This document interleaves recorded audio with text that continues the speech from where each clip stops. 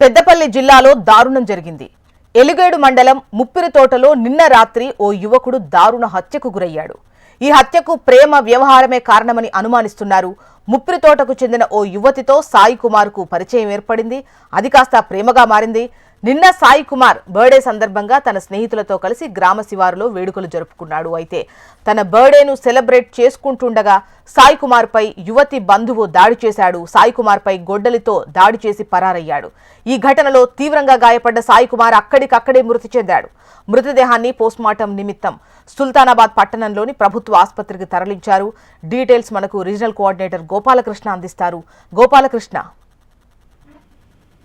ఏసీది ప్రేమ వ్యవహారంగానే పోలీసులు ప్రాథమికంగా నిర్ధారణకు వచ్చారు. ఆ యువకుల్ని చంపిన వారిలో స్నేహితులు ఉండడం, అలాగే గ్రామస్తులు ఉండడం అనేటువంటిది నిజంగా విషాదకరంగా మారింది.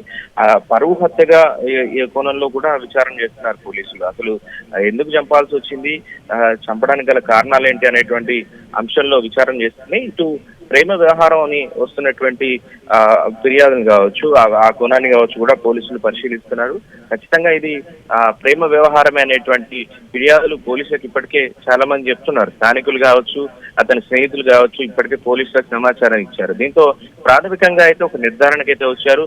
సో ఖచ్చితంగా ఇది పరువు హత్య లాంటిది అయ్యి ఉంటుంది అనేటువంటి ఒక అనుమానం కూడా స్థానికుల్లో కనబడుతోంది. కాబట్టి ఆ కోణంలోనూ పోలీసులు అయితే విచారణ చేస్తున్నారని చెప్పుకోవచ్చు. ఏదేమైనా తన పుట్టినరోజు సంబంధించినటువంటి వేడుకల్లో అర్ధరాత్రి ఒక్కసారిగా జరిగినటువంటి ఘటన ఉరికి రేపిందని చెప్పుకోవచ్చు. దాదాపుగా తను చనిపోయేంత వరకు కూడా ఆ పరిస్థితుల్లోనే నుంచి బయటకు వచ్చారు. అక్కడ పెద్ద ఎత్తున గొడవ జరిగిందనేటువంటి విషయం అయితే అక్కడ క్లియర్ గా కనబడుతూ ఉంది. గొడ్డలతో పూర్తి స్థాయిలో తను చనిపోయేంత వరకు దాడి చేశారనేటువంటి విషయాన్ని కూడా చెప్తున్నారు. సో పోలీసులు మరింత లోతుగా అయితే దర్యాప్తు చేస్తున్నారు. ప్రస్తుతానికి దీనిపైన కేసు నమోదు చేసి విచారణ చేస్తున్నారు. రైట్ గోపాలకృష్ణ.